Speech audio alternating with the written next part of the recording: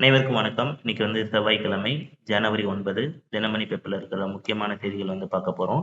இந்த ஹெட்லைன் என்ன குடுத்திருக்காங்கன்னா, தமிழகத்தில் ரூபாய் 7,00,000 கோடி முதலீடுகள், உலக முதலீட்டாளர் மாநாட்டில் ஒப்பந்தங்கள், 27,00,000 வேலைவாய்ப்புகள் உருவாகும் அப்படிங்கிற நியூஸ் குடுத்திருக்காங்க.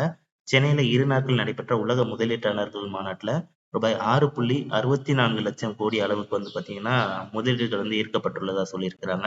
இதன் மூலியமா மொத்தமாக 26,90,000 பேருக்கு வேலைவாய்ப்பு உருவாவதற்கான வாய்ப்புகள் இருப்பதாக சொல்லியிருக்கிறாங்க. மேலும் உலக முதலீட்டாளர்கள் மாநாட்டில் மேற்கொள்ளப்பட்ட புரிந்துணர்வு ஒப்பந்தங்களை நடைமுறைக்கு கொண்டு வர தொழில்துறை அமைச்சர் டி.ஆர்.பி. ராஜா அவர்கள் தலைமையில் சிறப்பு குழு அமைக்கப்படும் என முதல்வர் அவர்கள் தெரிவிச்சிருக்கிறாங்க.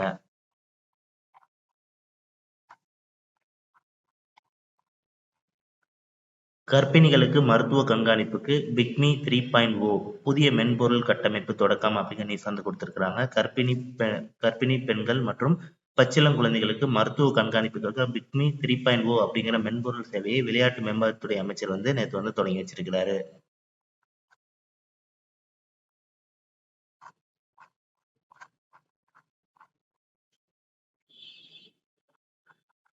இன்னைக்கு திருக்குறள் என்ன கொடுத்துருக்காங்களா, ஆக்கம் அதர்வினை சொல்லும் அசைவில்லா ஊக்கம் உடையானுலை அப்படிங்கிற ஊக்கமுடைமை அதிகாரத்துல இருந்து 594வது குறள் கொடுத்திருக்கிறாங்க. சோர்வு இல்லாத ஊக்கம் உடையவனிடத்தில் ஆக்கமானது தானே அவன் உள்ள இடத்திற்கு வழிகேட்டு கொண்டு போய் சேரும் அப்படிங்கிற மாதிரி பொருளோட விளக்கம்.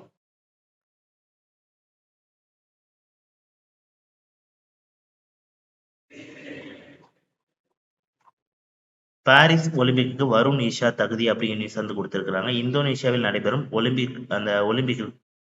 ஒலிம்பிக்கிற்கான ஆசிய தகுதி சுற்றுல பாத்தீங்கன்னா, துப்பாக்கி சுடுதல் போட்டியில் இந்தியாவின் வருண் மற்றும் ஈஷா சிங் ஆகியோர் தங்கப்பதக்கம் வென்றதை அடுத்து நேரடியாக பாரிஸ் ஒலிம்பிக் போட்டிக்கு தகுதி பெற்றிருக்காங்க.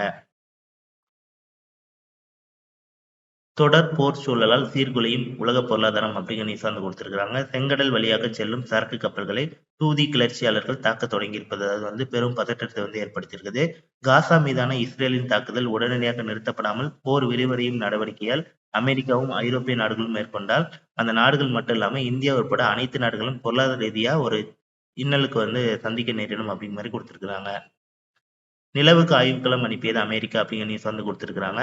நிலவில் தரையிறங்கி ஆய்வுகளை மேற்கொள்வதற்கான ஆய்வுக்களத்தை சுமார் 50 ஆண்டுகள் கழித்து முதல் முறையாக அமெரிக்கா அனுப்பியுள்ளது. அமெரிக்காவின் தனியார் விண்வெளி ஆய்வு நிறுவனமான ஆஸ்ட்ரோபாட்டிக் டெக்னாலஜி அப்படிங்கிற நிறுவனம் ஃபெரக்னி லூனர் லேண்டர் அப்படிங்கிற ஒரு இதை அனுப்பியிருக்கிறாங்க. இதற்கு முன்னாடி 1972 தான் நிலவுக்கு அமெரிக்கா தரையிறங்கும் ஆய்வுகளத்தை அனுப்பியிருந்தது.